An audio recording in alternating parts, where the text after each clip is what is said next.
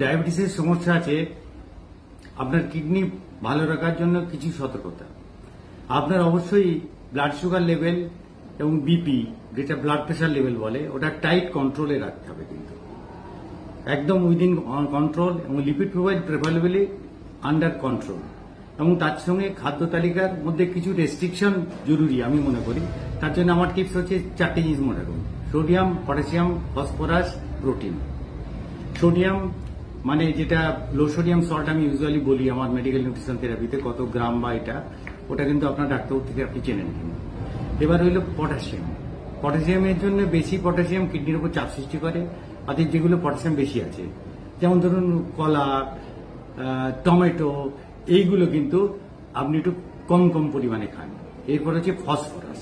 Phosphorus packet food, যেগুলো একটু লেভেলটা দেখে নেবেন, ওটাও কম খাবেন।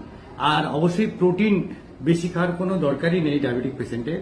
প্রোটিন নিউট্রিশন থেরাপি অনুযায়ী আপনার ডাক্তারবাবু যেটা মেজার কোয়ান্টিটিতে বলবে, হ্যাঁ, সেটাই আপনি খান। তাহলে আপনি অবশ্যই ভালো থাকবেন। Thank you.